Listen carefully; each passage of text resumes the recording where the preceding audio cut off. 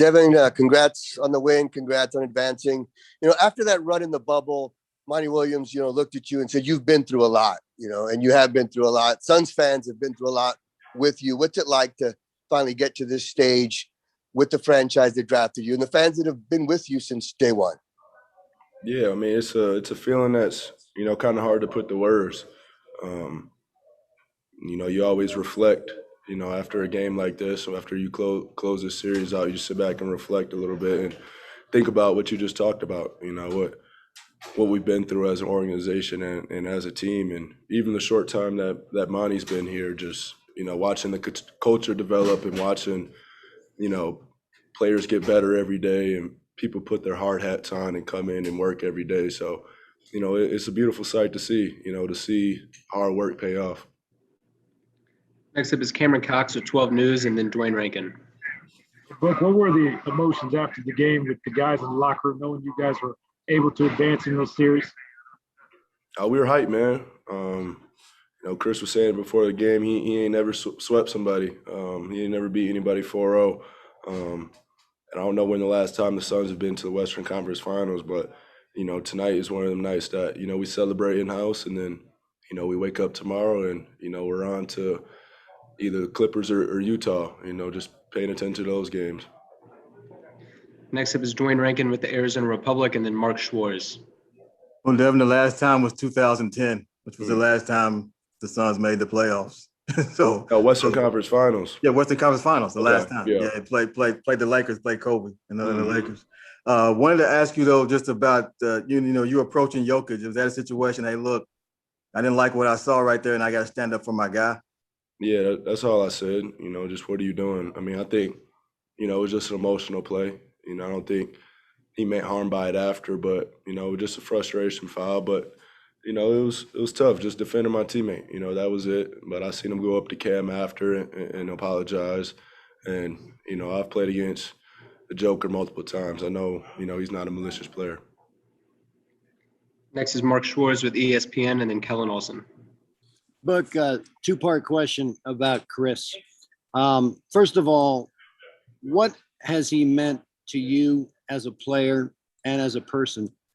And secondly, how did he put his stamp on this series and bring you home in a sweep?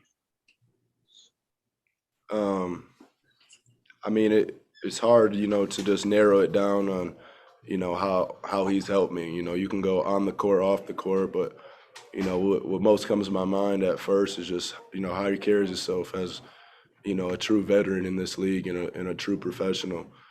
I said it after last game, just, his approach to the game, the way he trains, the way he takes care of his body, his diet, his sleep regimen. So, there's many things, there's many bits and pieces that, he'll come to me and talk about a lot, but, I just sit back and observe him at the same time.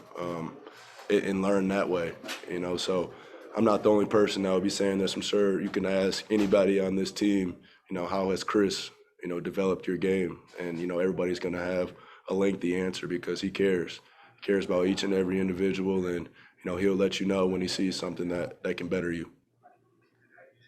We're going to have Chris Paul available in the locker room. Next up is going to be Kellen Olson with Arizona Sports, followed by Nick King. Hey, Book, saw you were able to celebrate with your family here at the game and Chris's as well. I believe Chris gave your dad a big hug after, too. Just what was it like to have your family here for this moment? Yeah, man, it's an unbelievable feeling. That I always tell people that's my why. That's the reason I play the game.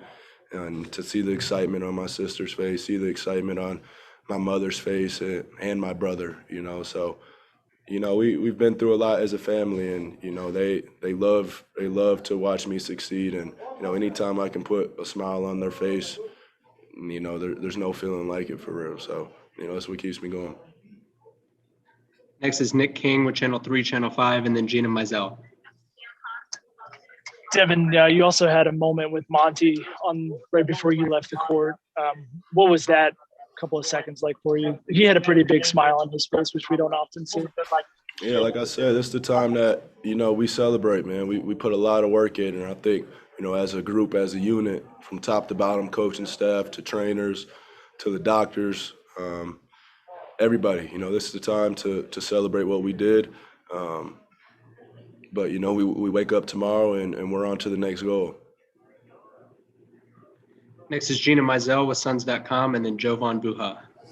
Hey, Book, I know you guys expected Denver to keep fighting in this series, and especially once Jokic went out of the game, but just what was the key tonight to withstanding every time they kind of made a push? You guys never let it, get too tight or just always seem to have an answer. I mean, we've been there before. We prepared ourselves, for those moments. I recall it, before every game, you hear us come together as a team and say, they're going to go on a run at some point. That's when we stick together even more. That's when we bring it together even more. That's when we communicate even more. And that was the name of the game. They came back, they gave us their best shot in the fourth, and, we just kept playing through, kept fighting, relied on our defense. We understand that, we can score. We can score, with the best of them in very different types of ways. And, we punish teams for different coverages, but what we have to rely on is our defense, and that when we lock in, that's where it's at. Next up is Jovan Buha with The Athletic, followed by Kent Somers. Hey, Book, you just mentioned the defense, and you guys were 6th in defensive rating in the regular season. You've jumped up to 2nd in the postseason. I'm curious where you've seen the biggest growth or progress as a group defensively in the playoffs.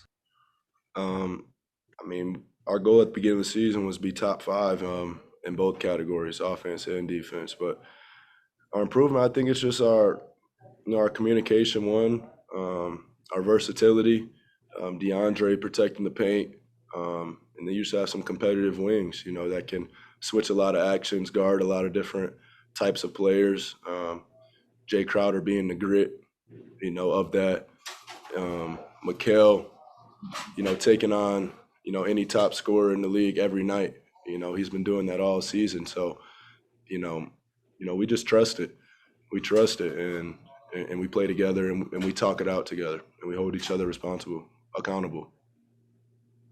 Got time for 3 more. Next up is going to be Kent Somers with the Arizona Republic, and then Evan Sidery. Speaking of defense, it did at times tonight. It didn't look as maybe locked down as it has been the last 4 or 5 games. I don't know if you felt that, and if so, what carried you guys through those times?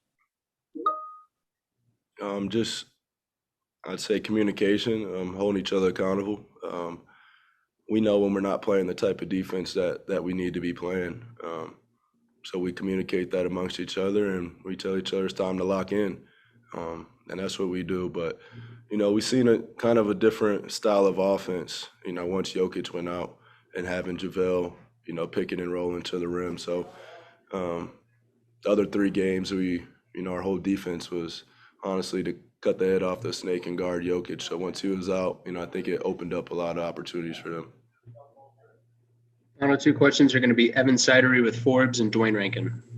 Book, just over 2 years ago now, Monty was hired as the head coach. Did you ever expect to be in this position so quickly on the cusp of potentially an NBA Finals berth if you make it through the next round? I didn't not expect it, to be honest. I'd never go into the season saying we can't make it there, we can't do it. We have the culture here, we have the talent in the locker room, especially with the additions that we made this offseason too. I think that's where we're supposed to be. We wanted to finish the regular season with the best record in the league. We fell a little short of that.